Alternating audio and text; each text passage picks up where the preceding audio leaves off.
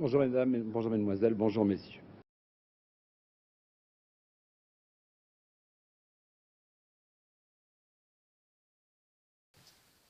Nous sommes le vendredi 31 mai 1968, il est 20 h.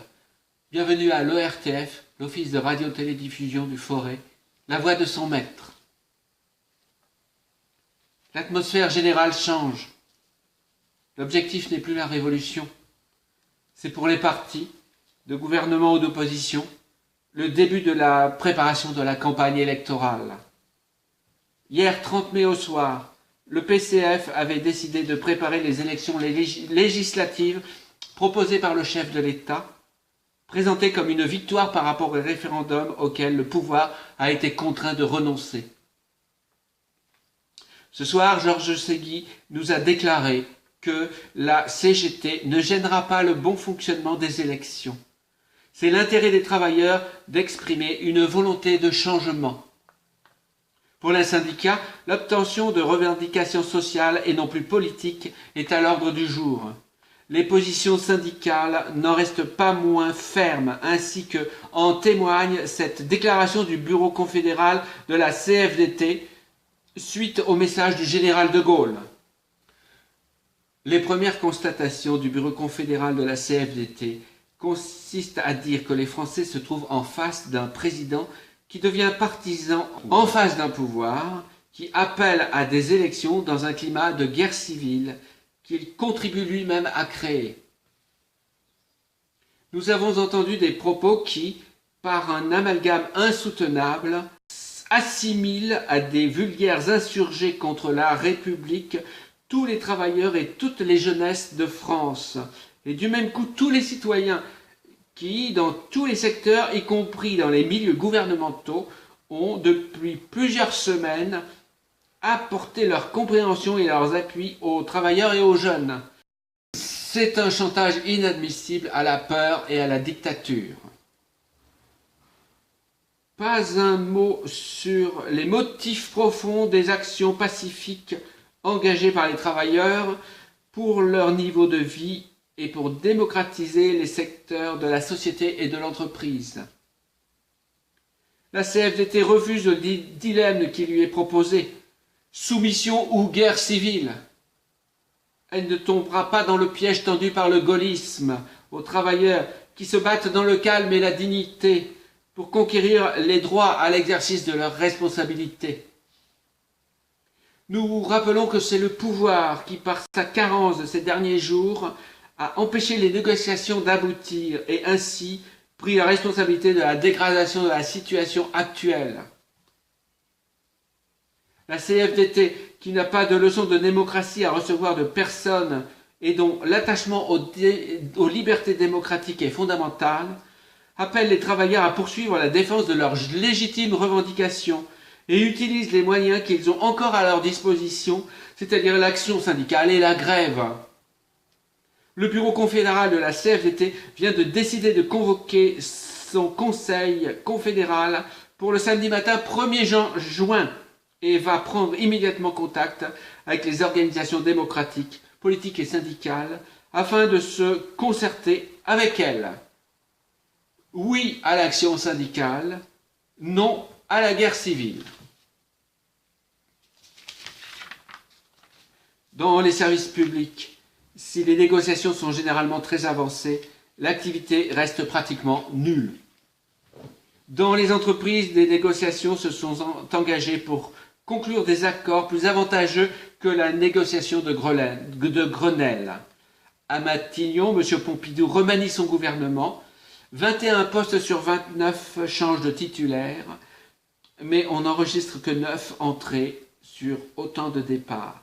La nomination la plus inattendue est celle de M. René Capitan, qui, quelques jours avant, démissionnait de son mandat de député pour ne pas voter la censure. À Saint-Étienne, à quelques semaines des élections, les leaders politiques rencontrés par notre confrère Hebdo déclarent « M. Vincent, socialiste, parti FGDS ». Depuis le début des événements, nous réclamions de nouvelles élections législatives, car c'est là le premier moyen d'expression démocratique de notre pays. Devant la prochaine consultation nationale, notre optimisme sera d'autant plus grand que l'immense mouvement populaire qui s'est produit trouvera certainement son prolongement dans les élections. Dans la Loire, s'il n'y a pas d'accord avec le PSU, nous serons présents dans toutes les circonscriptions ou presque. L'unité se fera au second tour sur les candidats de la gauche le mieux placé. Monsieur Michel Durafour, Progrès et démocrates modernes. Depuis des mois à l'Assemblée nationale et ailleurs, j'ai dit et répété, si le dialogue est refusé aux élus, si le gouvernement s'oppose à toute contestation démocratique de sa politique, le désordre et la violence s'empareront de la rue. La stabilité des institutions sera compromise, le pays livré à l'aventure et à l'anarchie. C'est ce qui est arrivé. Face à des événements dramatiques, la carence du pouvoir était incroyable. M. Pompidou, en voyage à l'étranger, n'a pas cru devoir regagner immédiatement la France à une heure où sa présence s'imposait. Voilà ce que j'ai censuré, ce renoncement sans précédent à l'exercice de l'autorité. Mais peut-être cela était-il voulu. Peut-être a-t-on laissé pourrir une situation pour se donner des allures de sauveur. Et maintenant, la crise se dénoue. En dehors du gouvernement, d'ailleurs, grâce à la coopération et la sagesse des salariés et des employeurs, des syndicats ouvriers et des syndicats patronaux, des étudiants, des élus nationaux et locaux. Qu'on ne s'y trompe pas, cependant, la grève, qu'il eût été facile d'éviter au prix de quelques contacts, a été ruineuse pour chacun en particulier et pour l'économie générale, nationale en général. La classe ouvrière, mais aussi la classe moyenne, c'est-à-dire finalement 95% de la nation, sort meurtrie de cette épreuve. Et les problèmes fondamentaux demeurent une mutation inéluctable ou indispensable de la société, l'obligation de créer rapidement des emplois nouveaux, une concertation nécessaire entre toutes les forces vives du pays. On a gagné 6 mois ou plus d'1 an, et après. Monsieur Lucien Neuville, Union démocratique.